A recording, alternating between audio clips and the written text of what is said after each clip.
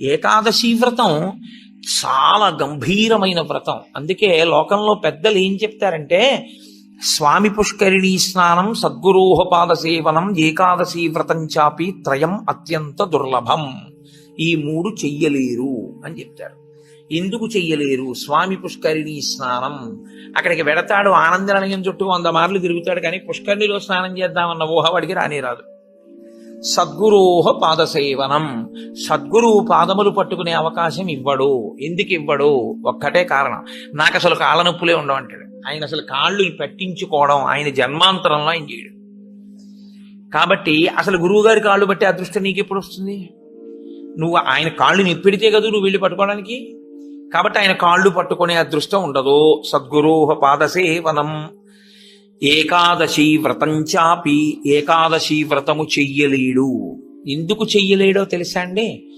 మీరు అంగీకరించినా అంగీకరించకపోయినా శాస్త్రీయమైన, వేదప్రోక్తమైన, ఋషిప్రోక్తమైన ఒక పెద్ద రహస్యాన్ని మీకు ఇప్పుడు చెప్తా. ఏకాదశి వ్రతం ఎందుకు కష్టం? మీ అబ్బాయికి ఉద్యోగం వస్తుంది, సత్యనారాయణ వ్రతం చెయ్యి, చేస్తాడు. మీ అమ్మాయికి పెళ్ళి అవుతుంది, ఈ వ్రతం చెయ్యి, చేస్తారు. నువ్వు చచ్చిపోయేటప్పుడు ఈశ్వరుడు గుర్తొస్తాడు. చచ్చిపోయేటప్పుడు ఎలా ఉంటుందో అలా ఊహించుకుని వ్రతం చేయి అంటే, ఇప్పుడు వద్దులేండి తర్వాత చేస్తానంటే కదండి. ఏకాదశి వ్రతం నిజానికి అంతే. ఏకాదశి వ్రతం ఎందుకు చేయిస్తారో తెలుసా అండి? ఉపవాసం, అన్నం తినకూడదు. అన్నం తినకపోవడం కాదు, అన్నాన్ని పచనం చెయ్యడానికి కావలసిన సంభారములను స్పృశించి పచన ప్రయత్నమునందు నిమగ్నము కాకూడదు. అంటే ఏకాదశి నాడు ఉపవాసం ఉండి, ద్వాదశి నాడు కాకరకాయ పులుసు పెట్టి వండుకుందామా, వేపుడు చేసుకుందామా అని ఆలోచించకూడదు. ద్వాదశి పాలన కోసం ఏకాదశి నాడు కాయగూరలు తరుక్కోకూడదు. ద్వాదశి నాటికి పనికొస్తుందని ఇవాళ పప్పు నానపోయకూడదు. అంటే అసలు మీ శరీరమును పోషించుకోవడానికి కావలసిన ఏ పనిని ఏకాదశి నాడు చేయకూడదు. మరి ఇంక ఏకాదశి నాడు ఏం చేయాలి? అసలు చాలా నిష్కర్షగా మాట్లాడితే నిర్జలోపవాసం, ముక్కోటి ఏకాదశి. నీటిని త్రాగకూడదు, ఉమ్ము మింగకూడదు. ఈ నిర్జలోపవాసం ఎందుకు చేయిస్తారో తెలుసా అండి? మనుష్యులలో 199 మంది తెలిసే వెళ్ళిపోతారు. అకస్మాత్తుగా అనాయాసంగా వెళ్ళడం మహాదృష్టవంతులకి తప్ప జరగదు. సాధారణంగా 199 మంది వెళ్లే మార్గం ఏమిటంటే, రెండిటిని ఎండగట్టి పంపుతారు. ఒకటి నీరివ్వరు, 2 అన్నం పెట్టరు. ఎందుకని అంటారేమో, ప్రతి పక్షంలోనూ ఒకసారి రిహార్సల్ వేస్తాడు. వెళ్ళిపోయేటటువంటి పద్ధతిని ఊహ చేస్తాడు. ఏమీ తినడం, ఏమీ తాగడం, ఈశ్వరుణ్ణే స్మరిస్తూ ఉంటాడు. ఇప్పుడు ఇది క్లేశపడిపోతూ ఉంటుంది. మనసుని మాత్రం ఈశ్వరుని ఎందే పెట్టుంచుతాడు. ఇది బాగా అలవాటైపోయింది. ఆ రోజు వచ్చేసింది, తినకూడదు, తాగకూడదు, ఈశ్వరుడి మీద మనసు పెట్టాలి. అభ్యాసం కూసు విద్య కదూ, నిలబెట్టేస్తాడు. నిలబెట్టేస్తే ఏమయ్యాడు? ఆఖరి ఊపిరిలో కూడా ఆయన పేరు చెప్తూ వెళ్ళిపోతాడు. మరి డాక్టర్లు ఉన్నారు కదండి మీరు అనొచ్చు, 1,000,000 మంది వైద్యులు కూడి వచ్చినా కానీ మరణమయ్యేది వ్యాధి మాన్పలేరు. చచ్చిపోయే వాళ్ళందరూ డాక్టర్లు లేక చచ్చిపోయారు అనుకోకండి. ఈశ్వరుడు ఆయుర్దాయం ఇవ్వాలనుకుంటే డాక్టర్ రూపంలో అనుగ్రహించగలడంతే. ఈశ్వరుడు ఇచ్చినవాడు. కాబట్టి ఏకాదశి వ్రతానికి ఉన్న ప్రధాన ప్రయోజనమేమి? అది మృత్యువు వచ్చినప్పుడు ఎలా ఉంటుందో తత్సంబంధమైనటువంటి తర్ఫీదు మనసుకు ఇచ్చుట. అందుకే ఏ వ్రతానికి చెప్పండి ఏకాదశి వ్రతం చాపి త్రయం అత్యంత దుర్లభం అని ఎందుకంటారో తెలుసా అండి? అసలు నువ్వు అలా ఊహ చేస్తూ కూర్చుని సిద్ధంగా ఉండడం 1/2 గంట చెయ్యలేవు. ఓ వారం ఓ పక్షంలో చేసి, అయ్యి బాబోయ్ అలా మళ్ళీ ఏకాదశి వచ్చేస్తే మళ్ళీ అలా ఊహిస్తూ అలా ఉండాలంటే భయంగా ఉందండి, ముక్కోటి ఏకాదశి చేసేస్తానండి. కాబట్టి ఈశ్వరుడు అంటాడు, పోన్లే ఏడాదంతా చేయలేవా, బెంగెట్టుకోకు, ఏడాదంతటికి బదులుగా ముక్కోటి ఏకాదశి చేస్తావా? అప్పుడు నేను ఎన్ని ఫలితాలు ఇవ్వాలి నీకు? 23 ఏకాదశుల ఫలితం ఇవ్వాలి. అథవా ఈ ఏకాదశితో కలిపి 24 ఏకాదశుల ఫలితం ఇవ్వాలి. కానీ నేను ఒకటి ఎక్కువ అడుగుతాను, దానికి తగినంత నీకు ఇస్తాను. నేను అడిగిన ఎక్కువ చెయ్యాలి. నువ్వు అడిగిన దానికన్నా కొన్ని కోటి రెట్లు ఇస్తా. 3 కోట్ల ఏకాదశుల ఫలితం ఇస్తా. కానీ మామూలు ఏకాదశుల కన్నా విరుద్ధంగా నువ్వు దీన్ని చెయ్యి. ఎందువల్ల విరుద్ధంగా చేయవలసి ఉంటుంది ముక్కోటి ఏకాదశి అంటే, మామూలు ఏకాదశి నాడు మీరు ఉపవాసం చేసేటప్పుడు పండు కాని, కాయ కాని, అథవా కాసిన పాలు కాని తాగితే ఉపద్రవం ఏం రాదు, దానికి దోషం పట్టదు శాస్త్రం. ఎందుకంటే శాస్త్రం ఉపవాసం మీద చర్చ చేస్తుంది. ఉపనిషత్తుల్లో ఆ విషయం ఉంది, వేదంలో ఆ విషయం ఉంది. ఎప్పుడెప్పుడు ఉపవాసం ఎలా చెయ్యాలి అన్నది ఉంది. ఆదివారం నాడు కాని, పౌర్ణమి నాడు కాని, అమావాస్య నాడు కాని రాత్రి ఉపవాసం మాత్రమే చెయ్యాలి. పగటిపూట ఉపవాసం చేయకూడదు. ఆదివారం నాడు రాత్రి ఏమీ తినకూడదు. పౌర్ణమి నాడు రాత్రి ఏమీ తినకూడదు. అమావాస్య నాడు రాత్రి ఏమీ తినకూడదు. ఆ ఉపవాస నియమం అక్కడ వరకే. పగటిపూట మీరు భోజనం చేసినా పలహారం చేసినా శాస్త్రం అడ్డురాదు. సాధారణంగా శాస్త్రం ఏం చెప్తుందంటే 2 పర్యాయములు తీసుకోమని చెప్తుంది. 2 పర్యాయములు తీసుకోవచ్చు. కానీ ఇక రాత్రి వేళ తినకూడదు. అష్టమి తిథి, చతుర్దశి తిథి, ఈ 2 తిథుల్లో పగటి వేళ తినకూడదు, రాత్రి వేళ తినాలి. పగటి వేళ ఏమీ తినకుండా ఊరుకుని నక్షత్ర దర్శనం అయిన తర్వాత మాత్రం భోజనం చేయొచ్చు. అది ఒక్క అష్టమి చతుర్దశి తిథులకు. కాబట్టి ఈ తిథులలో ఉపవాసాలకి, వారములలో ఆదివారం ఉపవాసాలకి, ఎందుకంటే వారాలు అన్ని యుగాల్లో లేవు, కలియుగంలోనే వారాలు. మీరు రామాయణాన్ని చూస్తే రామాయణంలో వారాలు ఉండవు. కాబట్టి వార నియమం ఎవరికి వచ్చిందంటే ఒక్క కలియుగంలోనే వచ్చింది. కలియుగంలో ఆదివారమే ఉపవాసం ఎందుకు పెట్టారో తెలుసా అండి? ఆరోగ్యం భాస్కరాది చేత్, ఆరోగ్యము సూర్య భగవానుడి యొక్క అనుగ్రహంతో నిలబడుతుంది. సూర్య భగవానుడు అధిదేవతగా కలిగినటువంటి రోజు, ఆయన యొక్క తేజస్సు ఎక్కువగా పరిపుష్టమయ్యే రోజు భానువారము, ఆదివారం. అటువంటి సూర్య భగవానుడి యొక్క అనుగ్రహం కలగాలి అంటే ఆదివారం నాడు ఉపవసించాలి. ఉపవసించుట అన్న మాటని మీరు ఎప్పుడు 2 కోణాల్లో అర్థం చేసుకోవాలి. 2 కోణాల్లో అర్థం చేసుకోవడం అంటే, కడుపు ఖాళీ అయిన తరువాత మళ్ళీ వేయకుండుట. శరీరానికి ఆరోగ్యం ఎప్పుడు డాక్టర్ దగ్గరికి వెళ్లకుండా ఉండడానికి 3 ఉన్నవాడు వెళ్ళడు అని ఆయుర్వేదం చెప్తుంది. ఎవరు వెళ్ళడు అంటే, కడుపులో వేసిన పదార్థమంతా ఖాళీ అయ్యే వరకు మళ్ళీ వెయ్యనివాడు. కడుపులో పదార్థం వేశారనుకోండి, అది పూర్తిగా పచనం అయిపోయి కడుపు ఖాళీ అయింది, అప్పటి వరకు వేడు మళ్ళీ. అలా వెయ్యని వాడెవడో వాడు వైద్య దర్శనం చెయ్యడు. ఎడం పక్కకి తిరిగి ఎడమ చేతిని తల కింద పెట్టుకుని గుండెలు పరుపుకో బొంతకో తగిలేట్టుగా పడుకున్నవాడు వైద్యుణ్ణి చూడడు. 3, ప్రతిరోజు రాత్రి తాంబూల చర్వణం చేస్తూ కొంచెం సేపు నడిచి పడుకునేవాడు వైద్యుణ్ణి చూడడు. ఈ 3 పూర్ణారోగ్యానికి ఆయుర్వేద శాస్త్రం విధించినటువంటి నియమాలు. అందుకని అలాగే పడుకోవాలి. అందుకే మీరు ఎప్పుడైనా మహాత్ములు పడుకోవడం చూస్తే ఎప్పుడు ఎడం పక్కకే పడుకుంటారు. కారణం ఏంటంటే ఎడం పక్క పడుకోవడం ఆరోగ్యాన్ని ఇచ్చేస్తుంది, వైటల్ ఆర్గాన్స్ అన్నింటినీ సేఫ్ గార్డ్ చేస్తుంది. నేను ఒకసారి డాక్టర్ అడిగి అది ఏంటంటే అలా ఉంది ఆయుర్వేదంలోని. నిజమేనండి, అలాగే పడుకోవాలన్నారు. అంతేనండి, మేమైనా అలాగే చెప్తాం, ఎడం పక్కకి తిరిగి పడుకుంటే చాలా మంచిది కోటేశ్వరరావు అన్నాడు. కాబట్టి నేను పురాణాల్లో ఉన్న ఎన్నో విషయాలు డాక్టర్ గారిని అడుగుతుంటే వాళ్ళు నిజమేనండి ఇవన్నీ అంటుంటారు. నేను శరత్కాలంలో అమ్మవారి పూజ ఎందుకు చేస్తారు అన్నదాని గురించి దేవి భాగవతంలో ఉన్న విషయాల్ని కొన్నింటిని ఒకసారి ఒక డాక్టర్ గారిని అడిగితే ఆయన నాకు తెల్లబోయే రహస్యాలు చెప్పాడు. మీరు చెప్పినవే హ్యూమన్ ఎనాటమీలోకి మార్చి చెప్తే మాకేం చెప్తారంటే, చలికాలంలో తమంత తాముగా నాడులన్నీ కూడా సన్నబడిపోతాయి చలిగాలికి. కొవ్వు చిన్న చిన్న చిన్న చిన్న చిన్న చిన్న గింజల్లా ఉండి పరిగెడుతుంటుంది రక్తంలో. ఎప్పుడైతే నాడులు ఇలా రక్తనాళాలు సంకోచించాయో అది వెళ్ళి ఆగుతుంది. వెనక నుంచి వస్తున్నది వచ్చి దాన్ని తగులుకుని ఆగుతుంది. గసగసాలు ఒకదాన్నొకటి తగులుకున్నట్టుగా తగులుకుని ముద్ద కట్టి ఆగుతుంది. రక్త ప్రవాహం ఆగిపోయి స్ట్రోక్స్ వస్తాయి.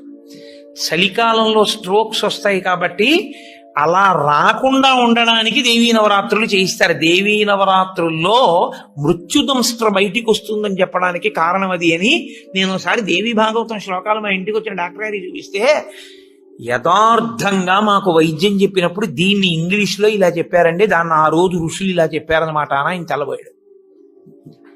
కాబట్టి మన ఋషులు అద్భుతంగా దాన్ని అన్వయం చేసి తీసుకొచ్చి చూపిస్తారు. కడుపులో పదార్థము పూర్తిగా అయిపోయేంత వరకు మళ్ళీ పదార్థం అందులో వెయ్యకూడదు. మీరు ప్రతిరోజు అలా వేస్తూ పెడుతున్నారనుకోండి, మళ్ళీ అది కడుపు ఖాళీ అవగానే మళ్ళీ వేశారు. మళ్ళీ అందులోంచి రసాయనాలు ఊరాలి, అది మళ్ళీ తిరుగుతూ ఉండాలి. మీ ప్రయత్నం లేకుండా ఎప్పుడూ తిరుగుతూ మీ ప్రయత్నం లేకుండా ఆగిపోయేటటువంటి స్పందనలు శరీరంలో ఈశ్వరాధీనములై కొన్ని ఉంటాయి. వాటిని మీరు అసలు ఆపలేరు. ఊపిరితిత్తి, గుండె ఇలాంటివి మీరు ఆపు అని అడగను లేరు. నువ్వు విశ్రాంతి తీసుకోవాలన్నా ఆగను. ప్రయత్నపూర్వకంగా మిగిలిన వాటి ఆరోగ్యం కోసం ఒక దాన్ని ఆపమని చెప్పింది శాస్త్రం. దేన్ని ఆపాలి అంటే కడుపులో ఉన్న కండరముల యొక్క కదలికకి విశ్రాంతినిమ్మని చెప్పింది. కడుపులో ఉన్న కండరములకు విశ్రాంతిని ఎవరిస్తారో అటువంటి వారి ఆరోగ్యము బాగుంటుంది. కడుపులో ఉన్న కండరముల కదలిక ఎప్పుడు ఆగుతుందంటే దాని లోపల పదార్థమును వేయడం ఆపితే ఆగుతుంది. అందుకని ఏం చేస్తారంటే ఉపవాసము అన్న పేరుతో లోపల పదార్థం వెయ్యరు. వేయకపోతే ఏమవుతుందంటే కండరములు కదలవు. కండరములు కదలకపోతే కంటికి కడుపుకి దగ్గర సంబంధం.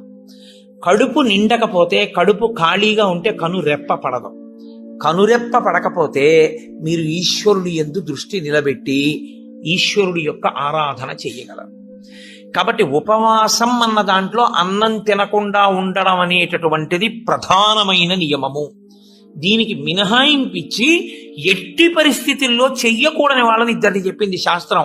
8 ఏళ్లకు ముందున్నవాడు 80 ఏళ్లు దాటినవాడు ఉపవాసం చెయ్యరాదు జీవితంలో. ఈ ఇద్దరికి నిషేధం. 8 ఏళ్లు కింద ఉన్న వయస్సు, 80 ఏళ్లు పూర్తయిన వాళ్ళు ఉపవాసం చేస్తే పాపం, వాళ్ళు చేయకూడదు. ఎందుకని అంటే వాళ్ళ శరీరం అంగీకరించింది, అందులోకి పదార్థాన్ని వేయకపోతే ఒప్పుకోదు. 3వ మినహాయింపు ఒకరికి ఇచ్చింది. కడుపులోకి పదార్థం వెయ్యకపోవడమే విషంగా మారిపోయి శరీరాన్ని పడగొట్టగలిగిన వ్యాధి ఏదైనా సంక్రమించి ఉంటే, అంటే ఒక షుగర్ పేషెంట్ అనుకోండి, ఆయన అలా ఉండిపోయాడు అనుకోండి, ఫాస్టింగ్లో పడిపోతుంది, కోమాలోకి వెళ్ళిపోతాడు. అప్పుడు ఆయన పదార్థాన్ని శరీరం నిలబెట్టుకోవడానికి కావలసినంత పదార్థాన్ని లోపలికి పంపినా ఆయన ఉపవాసం చేసిన వాడే. మీరు ఎప్పుడూ ఒకటి గుర్తుపెట్టుకోవాలి, శాస్త్రం ఎప్పుడు మాట్లాడినా చాలా ఉదారంగా మాట్లాడుతుంది. శాస్త్రము కఠినంగా అసలు ఎప్పుడు ప్రవర్తించరు. అలా చెయ్యలేరు మీరు, నిజంగా చాలా కష్టం.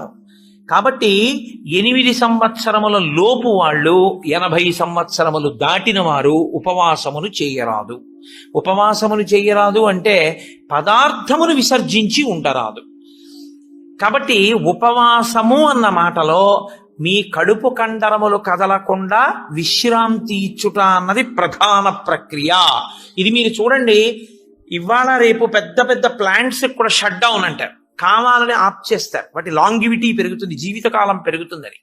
అదే అన్వయం ఋషులు శరీరానికి చేశారు. ఇది కూడా ఒక యంత్రాంగం, ఇది ఒక తెప్ప. ఇది ఉంటే నువ్వు పుణ్యం చేస్తావు, ఇది ఉంటే నువ్వు ఇంకొక ధర్మకార్యం చేస్తావు. అసలు ఇదే లేకపోతే ఇంకేం చేస్తావు? ఇక జీవుడు చేసుకోవడానికి ఏం లేదు, ఇది ఉపకరణం. కాబట్టి దీన్ని చాలా జాగ్రత్తగా నిలబెట్టుకోవాలి. నిలబెట్టుకోవాలంటే దీని ఆయుర్దాయం పెంచాలంటే 2 రకాలుగానే పెంచాలి. ఒకటి, ఆవేశపడి ఊపిరి తీయకుండా ఉండాలి, ఎందుకంటే ఊపిరిలలో ఆయుర్దాయం ఉంటుంది కాబట్టి. 2, అదే పనిగా దొరికింది కదా అని తింటూ ఉండకూడదు, కాబట్టి ఉపవాసం చేయాలి. ఈ 2 ఎవడు చేస్తాడో వాడు దీర్ఘాయుష్మంతుడు అవుతాడు. ఎవడు దీర్ఘాయుష్మంతుడు అవుతాడో వాడు పాపం చేయడానికి దీర్ఘాయుష్మంతుడు కాకూడదు. దేనికి దీర్ఘాయుష్మంతుడు కావాలి అంటే తన జీవుణ్ణి చక్కబెట్టుకోవడానికి దీర్ఘాయుష్మంతుడు కావాలి. అలా చేసేటటువంటి ప్రక్రియలో వచ్చిన అద్భుతమైనటువంటి తిథి ముక్కోటి ఏకాదశి. ఈ ముక్కోటి ఏకాదశి నాడు సర్వేషాం భోజనద్వయం అన్నారు. అది చాలా విచిత్రమైనటువంటి మాట. అసలు ముక్కోటి ఏకాదశి నాడు నువ్వు చెయ్యవలసినది ఏదో తెలుసా? సర్వేషాం భోజనద్వయం. ఈ శ్లోకం చాలా చమత్కారమైనటువంటి శ్లోకము. అందరూ కూడా భోజనద్వయం, 2 మాటలు భోజనం చేయండి. అదేమిటండి, సర్వేషాం భోజనద్వయం అయితే ఉపవాసం ఎక్కడుంది అందులో? మరి ఇప్పటిదాకా మమ్మల్ని పట్టుకు పీకు తినేశావు, శరీరం చెరుక్కర్రన్నావు, దీన్ని నలిపేయాలన్నావు, దీన్ని క్లేశ పెట్టాలన్నావు, ఏకాదశి నాడు పెట్టకండి అన్నావు, ఉపవాసం చెయ్యండి అన్నావు, అలా 23 చేయకపోతే ముక్కోటి ఏకాదశి అయినా చెయ్యన్నావు. ఇన్ని చెప్పిన వాడివి మళ్ళీ ఇప్పుడేమంటున్నావు? ఏకాదశ్యాంతు కర్తవ్యం సర్వేషాం భోజనద్వయం. కర్తవ్యం, తప్పకుండా చెయ్యవలసిన పని. ఏకాదశ్యాంతు, ఏకాదశి నాడు ఏమి? సర్వేషాం, అందరికీ. భోజనద్వయం, 2 మాటలు భోజనం చేయండి. మరి అదేమిటి ఇప్పటిదాకా నేను చెప్పిన ఉపన్యాసం అంతా పోలా ఈ శ్లోకంలో? అది ఎందుకు శ్లోకాన్ని అలా చేస్తారో తెలుసా అండి? పెద్దలు, ఋషులు, మహాత్ములు చాలా అద్భుతమైన ప్రక్రియ చూపిస్తారు. నీకు ఆ అనుమానం బాగా రావాలనే శ్లోకాల రచన చేస్తారు. అప్పుడు నువ్వు సంతోషం ఏంటంటే, నీకు కష్టపడకుండా నీకు కన్సెషన్ ఇచ్చేసినట్లు కనపడితే దాన్ని కన్ఫర్మ్ చేసేసుకోవడానికి తాపత్రయపడిపోతుంది. సుఖపెట్టడానికి ఏదైనా ఛాన్స్ ఇచ్చామనుకోండి, అబ్బా ప్రతి ఏకాదశికి నేను 8 ఏళ్లలోపు 80 ఏళ్ళు పైకి ప్రతి ఏకాదశి నాడు నువ్వు షుగర్ వ్యాధిగ్రస్తుడిని అయితే ఎంత బాగుండో అనిపిస్తుంది. ఎందుకంటే ఉపవాసం అక్కర్లేదు, ఏదో ఒకటి పడేయచ్చు లోపల. కానీ ఆ శ్లోకానికి అర్థం ఏంటంటే, భోజన అంటే ఓ జనులారా, మీ అందరికీ కూడా భోజనద్వయం అంటే భోజనం 2 మాటలు చేయండి అని కాదు. భో అంటే ఓ జనులారా, ద్వయం 2, ఏకాదశ్యాంతు కర్తవ్యం సర్వేషాం. అందరికీ ఏకాదశి నాడు 2 నియమములు పాటించవలసినదే. ఏమిటో తెలుసా 2 నియమాలు? శుద్ధోపవాస ప్రథమ. శుద్ధోపవాసం, ముక్కోటి ఏకాదశి నాడు ప్రత్యేకించి శుద్ధోపవాసం. ద్వైతులు నిత్యలోపవాసం చేస్తారు. అసలు వాళ్ళు ఏకాదశి నాడు ద్వైత సంప్రదాయంలో ఉన్న వాళ్ళు, వాళ్ళ ఇంటికి మీరు వెళ్ళినా నీళ్ళు ఇవ్వరు. వాళ్ళు ఏకాదశి నాడు సత్యనారాయణ వ్రతం చేసుకోవాలంటే వాళ్ళు చేయరు. ఎందుకో తెలుసా అండి? ఈశ్వరుడికి నైవేద్యం పెట్టవలసి వస్తుంది. ఈశ్వరుడికి నైవేద్యం పెట్టద్దు వ్రతం చేస్తే, ఆయనకు కూడా పెట్టరు వాళ్ళు. ఆయనకి పెట్టడం కాదు, మీరు వాళ్ళ ఇంటికి వెడితే మీకు పండో కాయో కూడా చేతులు పెట్టరు. ఏమనుకోకండి, మీరు ఏకాదశి నాడు వచ్చారు మేము ఇవ్వలేమంటారు. వాళ్ళు ఉమ్ము కూడా గుటక వెయ్యరు, మంచినీళ్లు కూడా తాగరు. మరి అలా రోహిణీ కార్తీలోనూ అప్పుడు ఎలా ఉంటారండి అని మనకు అనుమానం వస్తుంది. అలాగే ఉంటారు. ఇక్కడ కాదు, రాజస్థాన్ ఎడారిలో ఉంటారు. తెలుసా అండి? వాళ్ళకి ఈశ్వరుడి మీద ఉన్న నమ్మకం అటువంటిది. ఏకాదశి వ్రతం వాళ్ళకంత గట్టిది.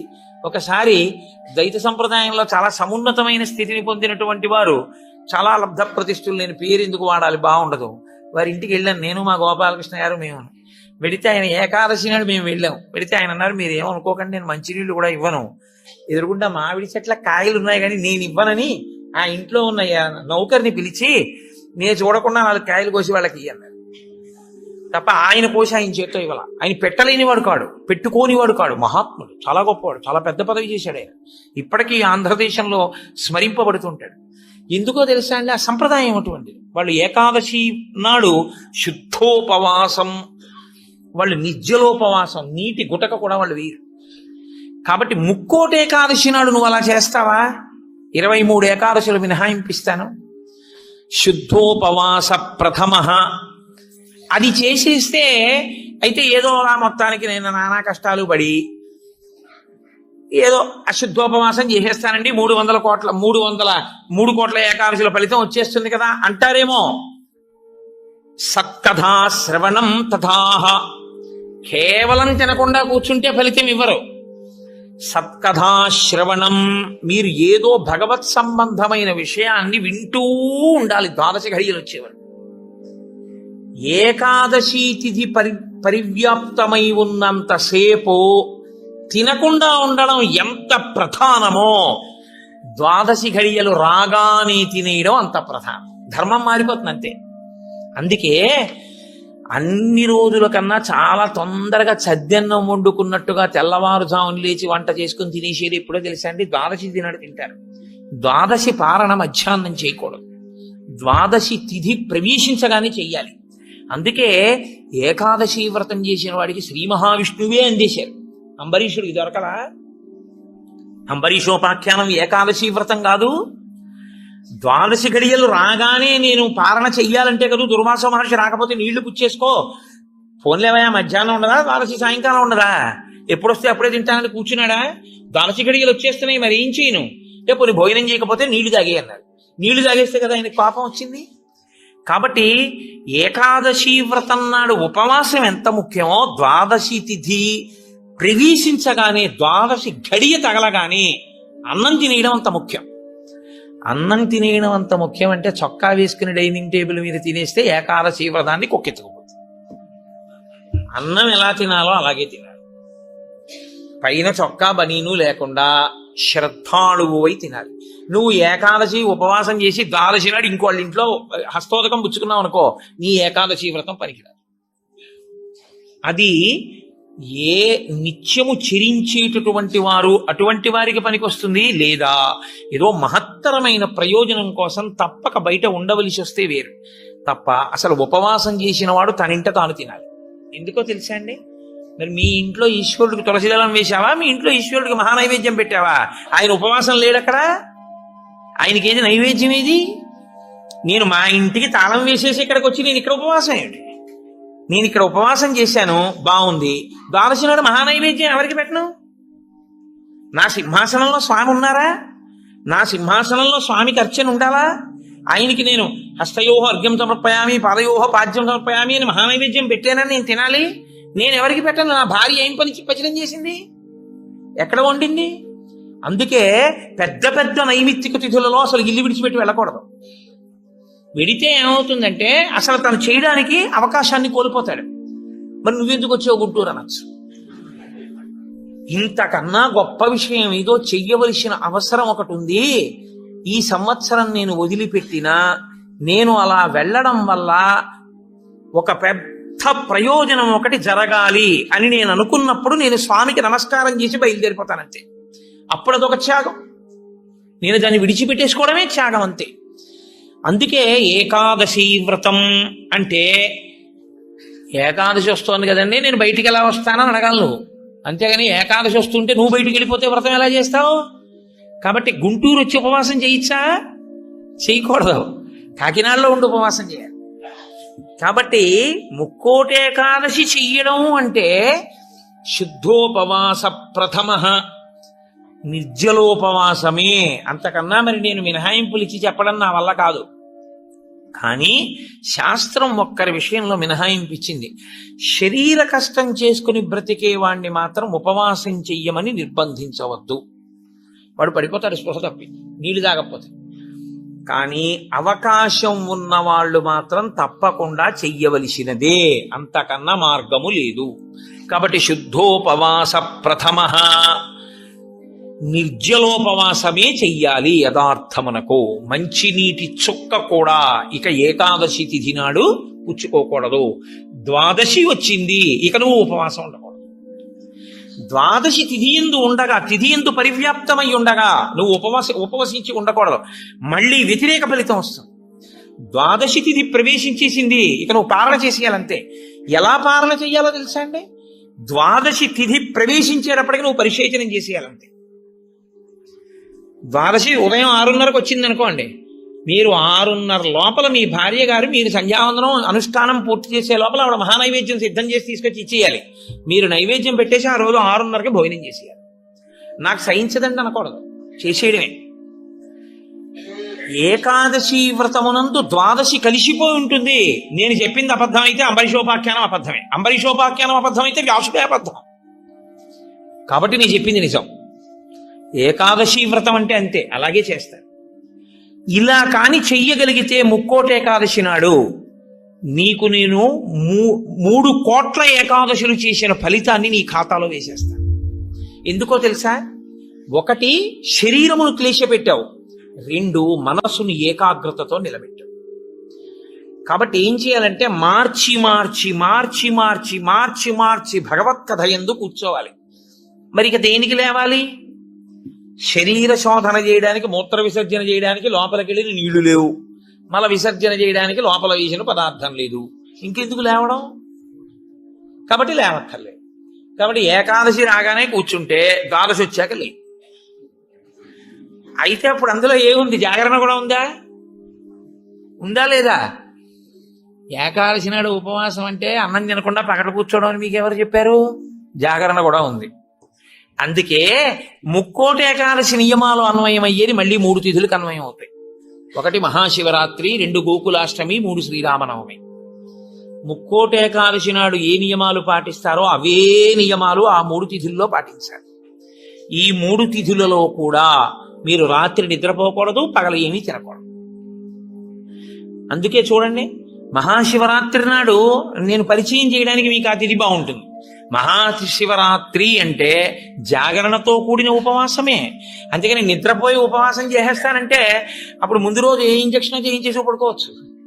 12 గంటల తర్వాత తెలివచ్చే ఇంజక్షన్ ఒకటి. అలా కుదరదు. మీరు నిద్ర కూడా విసర్జించాలి. ఎందుకో తెలుసా అండి, నిద్ర విసర్జించడంలో చాలా పెద్ద క్లేశం ఉంటుంది. 1 తినలేదు, 2 తాగలేదు, ఒక స్థితికి వచ్చేటప్పటికీ నిస్త్రాణ కొంచెం వస్తుంది. వచ్చి ఫోన్లే అలా పడుకుంటే బాగుండు, కాస్త ఉత్తరీయం వేసుకుని అనిపిస్తుంది. అలా పడుకోకూడదు. అందున దీక్షితుడు అందుకే ఎప్పుడు పడితే అప్పుడు, ఎక్కడ పడితే అక్కడ నిద్రపోకూడదు. అలాగా మీరు పగలు రాత్రి కూడా ఏకాదశి తిథి ఉన్నంతసేపు, అంటే ఏకాదశి ఎప్పుడు మొదలైందో అప్పుడు ఒక రాత్రి కూడా పరివ్యాప్తం అవుతుంది. ఆ రాత్రి ఆ పగలు మీరు జాగరణ యందు ఉపవాసమునందు ఉండాలి. అంటే మారుస్తూ ఉండాలి. ఒకటే చేస్తున్నారనుకోండి, మనసు ఏమవుతుందంటే దాన్ని విడిచిపెట్టి ఇంకో చోటు గెడుతుంది. అందుకే ఏకాదశి చేసేటప్పుడు ఏం చేస్తారంటే సంఘంగా చేస్తారు. సాధారణంగా ఏకాదశి తిథిని ఒక్కడే చేయడం కొంచెం కష్టం. ఒక సంఘంగా అనుకుని ఏం చేస్తారంటే, ఏదో ఏకాదశి ప్రవేశించేటప్పటికి సంధ్యావందనం చేసుకుని ఇంట్లో కులదేవతార్చన చేసుకుని అందరూ కలిసి దేవాలయానికి చేరుకుంటారు. అందరూ కలిసి ఈశ్వరునికి సత్యనారాయణ వ్రతం చేస్తారు. అందరూ కలిసి విష్ణు సహస్రనామ స్తోత్ర పారాయణం చేస్తారు. అందరూ కలిసి త్యాగరాజస్వామి సంగీత విభావరి వింటారు. అందరూ కలిసి భజన చేస్తారు. అందరూ ఎవరో లేచి నాట్యం చేస్తారు. మిగిలిన వాళ్ళు చూస్తుంటారు. మారుస్తారు. మార్చి మార్చి మార్చి మార్చి భగవత్ శబ్దమునందే లీనమైపోతారు. ఏది చేస్తున్నా ఈశ్వర నామం పడుతుంటుంది.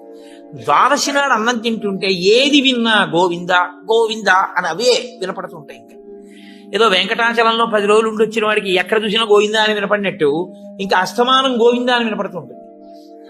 అంతగా నువ్వు ముక్కోటి ఏకాదశిని చెయ్యగలిగితే, అలా చేసినప్పుడు నీకు 3 కోట్ల ఏకాదశుల ఫలితాన్ని నీ ఖాతాలో వేస్తాను. నాకిప్పుడు చెప్పండి, నిజంగా ముక్కోటి ఏకాదశి చేసేవాళ్ళు ఎంతమంది? ఎవరికి వెయ్యాలా ఫలితం? 24 ఏకాదశుల్లో ఒక్క ఏకాదశి అలా చేయగలవా అంటే దాని అర్థం ఏమిటో తెలుసా అండి? ఒక ఏకాదశి నిజంగా అలా చెయ్యాలని మీరు అనుకుంటే కనీసం ఇంకో ఏకాదశి మీరు అలా రిహార్సల్ వేయాలి. మీరు ఇంకో ఏకాదశికి రిహార్సల్ వేస్తే అది వస్తోంది ఇబ్బంది, కాబట్టి ఆ రోజుని ఇది రాకుండా చూసుకుందామని మీరు జాగ్రత్త పడతారు.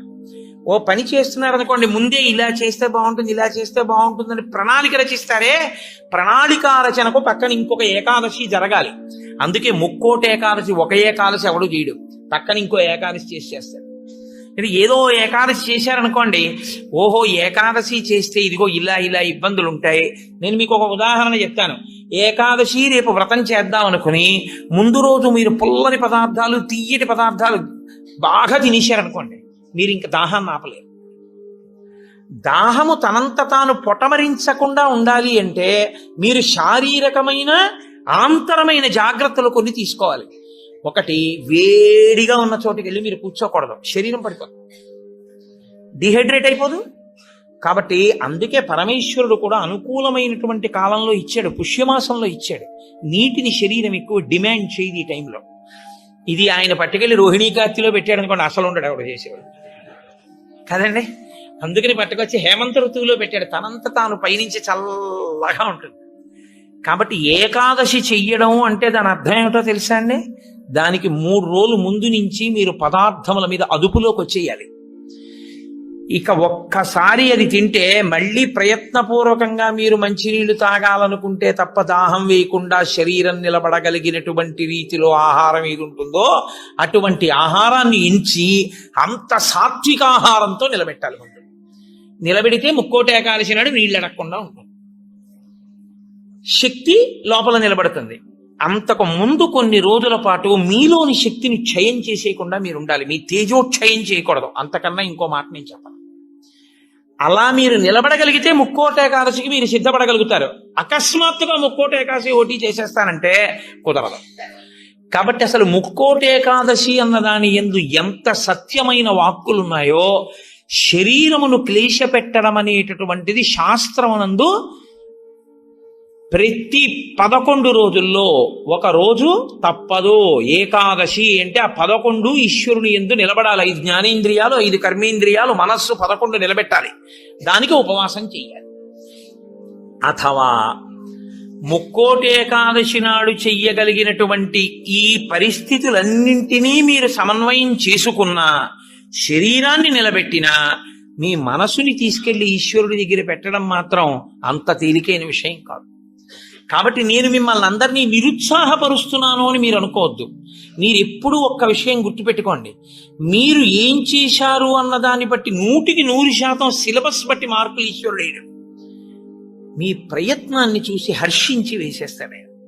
అసలు మీరు సంకల్పం ఒకటి చేశారనుకోండి, వచ్చే సంవత్సరం ముక్కోటి ఏకాదశి మనం ఎలా చేసుకుందాం అని ఓ 10 మంది పెద్దలు కూర్చుని వచ్చే ఏడాది మన దేవాలయంలో ముక్కోటి ఏకాదశి చేద్దాం, వచ్చే ఏడాది ముక్కోటి ఏకాదశి చేయడానికి నిజంగా అలా శరీరంలో పదార్థం వెయ్యకపోయినా నిలబడగలిగిన శరీరాలు ఎన్నున్నాయి, ఇందులో ఎంతమంది ఆ దారుఢ్యం ఉన్నవాళ్ళు ఉన్నారు, వాళ్ళని సప్తమి తిథి నుంచే మనం ఎలా సిద్ధం చేద్దాం. వాళ్ళని సిద్ధం చేసి ముక్కోటి ఏకాదశి నాడు ఎంతసేపు ఉండగలిగితే అంతసేపు ఉంటాడు. ఇక తప్పలేదు, 4 నీళ్లు గుటకలు వేయవలసి ఉంటుంది. నన్ను నమ్మండి, మీ ఉపవాసం పాడవు. అది పుచ్చుకోకపోతే ఈ శరీరం పడిపోతుంది. ఇప్పుడు ధర్మం ఏమైపోతుందో తెలుసా అండి? ఆమరణ నిరాహార దీక్ష శాస్త్రమునందు అత్యంత మహాపాపము. మీ శరీరం పడిపోయే వరకు మీరు మీ ఏమీ తినను, ఏమీ తాగదు అని భీష్మిస్తే ఆ వ్రతఫలం ఇవ్వరు, పిశాచత్వం ఇస్తారు. అన్నం తినకుండా నీళ్లు పుచ్చుకోకుండా ఎవడైనా శరీరాన్ని పడగొడితే వాడి జీవుణ్ణి పిశాచంలోకి ప్రవేశపెడతారు. అందుకని ఇప్పుడు మీ ప్రయత్నం మీరు చేశారు, ఇక శరీరం పడిపోతారు, తప్పదు, నీళ్లు పుచ్చుకోవాలి. ఇప్పుడు మీరు ఎంత నీరు తాగితే శరీరం నిలబడుతుందో అన్ని నీళ్లు తాగారు, అది ఉపవాసంలో అంతర్భాగం అయిపోతుంది. ఇప్పుడు ఒక్క అరటిపండు లోపల వేయకపోతే శరీరం నిలబడదు. ఓ అరటిపండు లోపల పడేశారు, మీకు ఉపవాసమునకు భంగము రాదు. కాబట్టి గురుముఖత చాలా జాగ్రత్తగా శాస్త్రము చెప్పిన నియమములను బాగా విని, అసలు దాని మీద తర్ఫీదు ఏడాది మొదలుపెట్టారనుకోండి, మీరు చాలా తక్కువ మందితో మేము ఇలా చేస్తాం అన్న సంకల్పం 1. 2, అన్నిటికన్నా ప్రధానంగా దృష్టిలో పెట్టుకుని చేయవలసింది ఏమిటో తెలుసా అండి? నీరు పుచ్చుకోకుండా ఆహారము పుచ్చుకోనప్పుడు మనసు ఆ స్థితికి వెడుతున్నప్పుడు ఎంత ఖేదపడుతుందో ఇప్పుడు అర్థమవుతోంది. ఇప్పుడు మనసు నిలబెట్టడం అనేది ఎంత కష్టమో తర్ఫీదు చేస్తానంటూ నిలబెడుతున్నాడు అనుకోండి, వాడు ఆఖరికి ఈశ్వరుని యందు కలిసిపోతాడు. ఆ ఒక్క ప్రయత్నం వాడికి మనసు లొంగిపోతుంది, అంతే. లొంగిపోయి ఈశ్వరనామమును ఎంత ఖేదంలోనైనా చెప్పడం వాడికి అలవాటు అవుతుంది. దీనికి ముక్కోటి ఏకాదశి వచ్చింది. అయితే ముక్కోటి ఏకాదశి నాడు జరిగేటటువంటి క్రతువులలో ఒక భాగంగా ఉత్తరద్వార దర్శనము అని ఒకటి ఉంటుంది. ఇది మళ్ళీ సంప్రదాయంలో ఒక్క వైష్ణవ దేవాలయాల్లోనే. అసలు ఇంకా నేను పరమ సత్యం చెప్పవలసి వస్తే ఇది యథార్థమునకు ఒక్క శ్రీరంగ క్షేత్రమునకే సంబంధించింది. అందుకే ఉత్తర ద్వారం తీయడం అన్నది ఒక్క శ్రీరంగ క్షేత్రానికే ఉంది. అసలు నిజానికి మిగిలిన క్షేత్రాల్లో ఉత్తర ద్వారాలు తీయడాలనే మాటలు లేవు. కాలక్రమంలో ఏమైందంటే అందరూ శ్రీరంగ క్షేత్రానికి వెళ్ళి ఇన్ని కోట్ల మంది ఉత్తర ద్వార ప్రవేశం చేయలేరు. కాబట్టి కొంతలో కొంత ఎక్కడ ఉన్న విష్ణు క్షేత్రాన్ని అక్కడే శ్రీరంగ క్షేత్రంగా భావన చేసి రంగనాథుణ్ణి స్మరిస్తూ ఉత్తర ద్వారంలోంచి వెడతారు. ఉత్తర ద్వారంలోంచి ఆ రోజున శ్రీ మహావిష్ణువు ఏమీ చెయ్యలేనివాడు, అన్ని విధాల ఇంకా అసలు నేను ఈశ్వర ఏమీ చెయ్యలేను, నువ్వే నాకు ఆధారం, నువ్వే నన్ను తీసుకుపో అన్నవాణ్ణి ఉత్తర ద్వారం తెరిచి తనతో తీసుకుపోతాడు. ఉత్తర ద్వారం తీస్తే మీరు ఎటువైపు ఎడతారు? ఉత్తరానికి ఎడతారు కదండి. ఉత్తర ద్వారం ఎందుకు తీయడం? దక్షిణ ద్వారం తీయకూడదా, తూర్పు ద్వారం తీయకూడదా? తూర్పు మంచిది కదా, మరి ఉత్తర ద్వారం ఎందుకు? అంటే మీరు యథార్థాన్ని గమనిస్తే ఉత్తరాన ఏముంటుందో తెలుసా అండి? హిమాలయాలు ఉంటాయి, ఉత్తరాన కైలాసం ఉంటుంది, ఉత్తరాన మృత్యుంజయుడు పరమేశ్వరుడు ఉంటాడు, ఉత్తర దిక్కుకి ప్రయాణం చెయ్యడం అంటే దక్షిణ దిక్కుకి ప్రయాణం ఆగిపోతుంది. దక్షిణ దిక్కుకి ఏది ఎడుతుందంటే శ్మశానం ఉంటుంది దక్షిణ దిక్కున. ఎన్ని కోట్ల జన్మలెత్తినా ఆఖరికి శరీరం వెళ్ళిపోయేది అక్కడికి.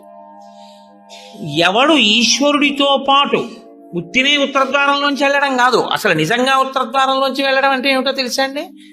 ఈశ్వరుడి పల్లకి వెళ్ళి పల్లకి వెంట వీళ్ళు వెళ్ళాలి. అసలు శాస్త్రం అది. ఈశ్వరుడికి ఆ రోజున అర్చన చేసి పల్లకి పట్టుకుని పల్లకీని తీసుకెడతారు ఉత్తరద్వారంలోంచి. ఆయనతో వెళ్ళాలి. నువ్వు తినే ఉత్తరద్వారంలోంచి వెళితే నీకేం వస్తుంది? ఆయన వెళ్ళిన ఉత్తరద్వారంలోంచి వెళ్ళాలనుకోవాలి. అథవా అసలు నిజంగా వెళ్ళవలసింది ఏమిటంటే ఈశ్వరుడితో వెళ్ళాలి. కనీసంలో కనీసం నీ బాధ్యత ఏమిటి? ఉత్తరద్వారంలోంచి నువ్వు వెళ్ళాలనుకుంటే ఈశ్వరుడితో వెళ్ళేటప్పుడు ఎలా వెళ్ళాలో నువ్వు అలా వెళ్ళాలి. ఈశ్వరుడితో వెళ్ళేటప్పుడు వెళ్ళేవాడు ఎలా వెళ్ళాలి? వైదికంగా వెళ్ళాలి. పైన చొక్కా బనీను ఏమీ లేకుండా ఉత్తరీయాన్ని మాత్రమే కప్పుకొని పంచ గోచి పోసి కట్టుకోకుండా వెళ్ళకూడదు. గోచి పోసి కుర్చీళ్లు పెట్టుకుని వెనక్కి దోపుకోకుండా విడితే మహాపాపం. వేదం పటలపన్నం చెప్తోంది. కాబట్టి కుర్చీళ్లు పెట్టి గోచి పోసి వెనక దోపి అన్నీ విప్పి ఉత్తరీయం వేసుకుని ఎవరి సంప్రదాయానుసారం వారు తిలకధారణ చెయ్యాలి. నీకు ద్వాదశనామములైతే ద్వాదశనామములు, నాకు విభూతి ధారణ ఎలా చెప్తే అలా నేను విభూతి ధారణ నేను చేసి శ్రీరంగనాథుడితో కలిసి ఆయన పల్లకీతో నేను ఉత్తరద్వారంలోంచి మౌనంగా కానీ భగవన్నామని చెప్తూ కానీ ఆయన వెంట వెడితే నా ప్రాణోత్క్రమణం అయినప్పుడు కూడా ఆయన నన్ను అలాగే తీసుకెడతాడు. ఉదారుడై నన్ను నమ్మి, శాస్త్రం నమ్మి నాతో ఓ రోజు వచ్చాడు. కాబట్టి ఇప్పుడు అలాగే తీసుకెడతానని ఉత్తరద్వారంలోంచి తీసుకెడతాడు. ఇది ఇక ఏమీ చెయ్యలేను, నాకేమీ చేత కాదన్నవాడైనా కనీసం చెయ్యాలి. ఏమీ చేత కాని వాడన్నా చెయ్యాలి. ఈశ్వరాన్ని నాకు ఏం చేతనైనని నేను అన్నీ చేసేస్తానని ఇది మాత్రం మానేస్తాను అన్నవాడన్నా చెయ్యాలి. అందుకే శివాలయంలో ఎందుకు ఉండదో తెలుసా అండి? ఉత్తరద్వారంలోంచి వెళ్ళేది అక్కడికే కాబట్టి ఇంకా మళ్ళీ శివాలయంలో ఉత్తరద్వారం ఎందుకు? అంత శివకేశవ అభేదంగా ఉంటుంది ముక్కోటేకాదశి యథార్థమునకు. కాబట్టి ముక్కోటేకాదశి తిథి, ఏకాదశి తిథి అంత గొప్పవై ఉంటాయి. అందుకని ఉత్తరద్వార ప్రవేశం చేస్తారు. అటువంటి ముక్కోటేకాదశి తిథి నాడు మీరు భగవత్ సంబంధంగా ఏది చేసినా కూడా దేశకాలాదులను అనుసరించి కోట్ల రెట్లలో ఈశ్వరుడు దాని ఫలితాన్ని ఏర్పాటు చేసేస్తాడు. మీరు రామచంద్రమూర్తిని నించోపెట్టి పంచామృతాలతో అభిషేకం చేశారనుకోండి, 3 కోట్ల పర్యాయములు అభిషేకం చేసిన తరువాత ఆ మూర్తి ఎంత తేజస్సుతో నిలబడుతుందో అంత తేజస్సుతో నిలబడిపోతుంది. ఇప్పుడు ఆ వంశానికి, ఆ దేవాలయానికి ఎంత శక్తి వచ్చేసిందో మీరు ఆలోచించండి. మీరు ఒక తులసిదళం పట్టుకొచ్చి శ్రీ మహావిష్ణువుకి ఇచ్చారనుకోండి, మీరు 3 కోట్ల తులసిదళాలు పట్టుకొస్తే ఏ ఫలితమో ఆ ఫలితం ఇస్తారు. 3 కోట్ల ఏకాదశుల్లో 3 కోట్ల తులసిదళాలు పట్టుకొచ్చి ఇచ్చిన ఫలితం.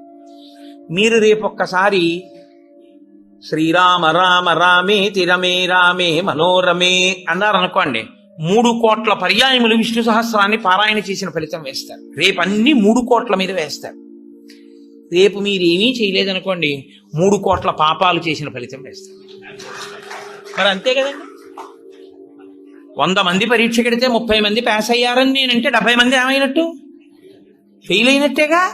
మరి ఏమీ చెయ్యని వాడు ఏమైనట్టు? పాపాన్ని పొందినట్టు కదా 3 కోట్ల పాపాలని. కాబట్టి ఉత్తరద్వార దర్శనము చెయ్యాలి, ఉపవాసము చెయ్యాలి. ఇందులో ఎవరెవరు ఏ మినహాయింపులో కెడతారో మినహాయింపును అనుభవించినా తాను చెయ్యగలిగింది చెయ్యాలి. నేను ఏమీ చెయ్యలేని వాడిని అనడానికి మాత్రం నీకేమీ లేదు. నువ్వు అసలు కదలలేని వాడి అయితే ఇంట్లో కూర్చుని గోవిందనామైనా చెప్పాలి. కాబట్టి రేపొక్క రోజు ఉదయం నుంచి కనీసం రాత్రి నిద్రపోయే వరకు జాగరణ చేయకపోయినా, నిద్రపోయే వరకు భగవన్నామమునందు మాత్రమే నిబద్ధుడయ్యుంటే అంతకన్నా భాగ్యం ఏముంటుంది?